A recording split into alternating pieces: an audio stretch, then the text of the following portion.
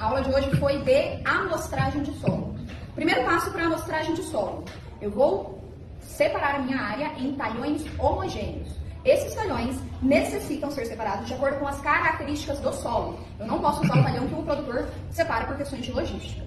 Separei a área em talhões homogêneos de acordo com relevo, cultura, textura do solo e manejo. Eu vou definir a profundidade de semeadura. Mais comum, a gente tem 0 a 20, que a gente usa para recomendação de adubação e calagem.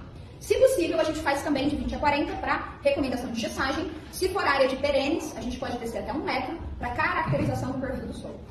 Definir a profundidade, vou definir minha ferramenta de coleta. Vamos imaginar que seja um trato.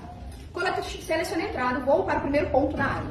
Nesse primeiro ponto, eu faço uma limpeza superficial para expor o solo. Não pode ser uma limpeza muito forte, senão eu tiro a primeira camada de solo. Eu não posso deixar muito material vegetal, senão eu levo muito matéria orgânica para o meu laboratório.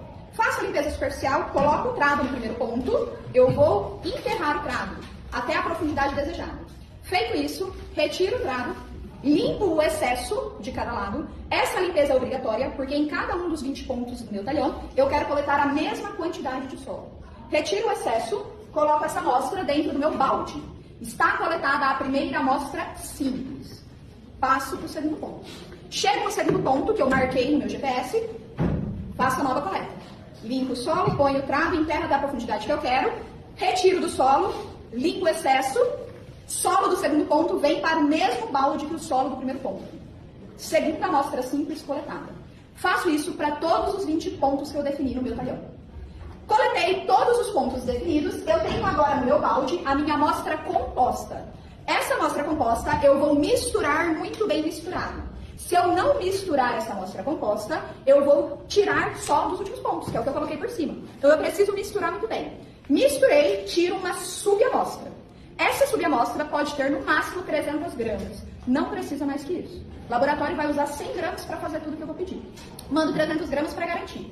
Tiro uma subamostra de 300 gramas, ponho num saquinho, identifico número do talhão, profundidade de amostragem. Descarto o resto. E aí que dói meu coração, porque deu muito trabalho para coletar. Mas eu não preciso mandar tudo aquilo para o laboratório.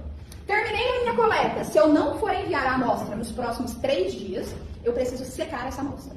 Não precisa ser refrigerado. A gente só refrigera a amostra que vai fazer análise microbiológica ou avaliar nitrogênio. A análise microbiológica é uma análise nova que a gente tem, feita pela Embrapa, e ela vai me dar a saúde do meu solo, mas ainda não é muito comum de ser feita.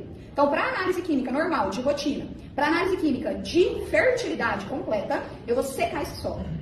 Por que eu tenho que secar o solo? Porque no solo tem micro-organismos. Esses micro-organismos, eles permanecem ativos enquanto eu tenho umidade e eles vão decompondo a matéria orgânica e consumindo os nutrientes que tem ali. Então eu seco, eu tiro a água dessa amostra para que eu pare, para que eu paralise a ação desses micro-organismos.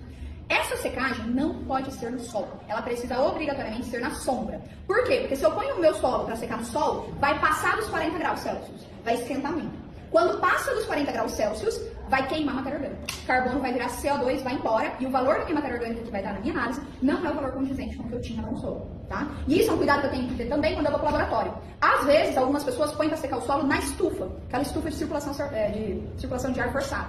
Pode, desde que não passe dos 40 graus, tá? Legal, cheguei no meu barracão, coletei o solo, vou secar ele. Para secar, eu vou abrir ele numa superfície. Eu vou tirar ele do saquinho e eu vou espalhar ele ou numa assadeira ou numa folha de jornal aberta. E eu vou deixar secando na sombra, num lugar ventilado, sem contaminação. O que eu considero como contaminação quando eu falo de amostra de solo? Adubo fertilizante, material orgânico e calcário. Então, se eu vou fazer análise da fertilidade do solo, eu não posso pôr para secar minha análise num barracão de adubo. Porque o adubo pode cair ali. E aí, na hora que eu faço a avaliação daquele nutriente, vem um valor a mais. Eu não posso pôr para secar do lado de um monte de calcário. Porque o calcário pode cair ali. Na hora de eu fazer a análise do pH, pode vir uma análise errada, tá? Mas eu também não preciso ser, preciso ser um lugar super mega ultra limpo. Não, eu só não posso ter contaminação de nada que eu quero o valor da amostra de solo. Belezinha? Até quando eu vou deixar secar? Até secar.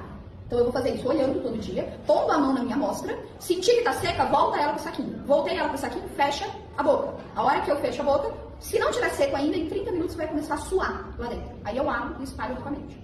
Se eu fechei o saquinho, depois de 1 hora, 2 horas, ele continua seco, é porque já tá pronta a minha amostra.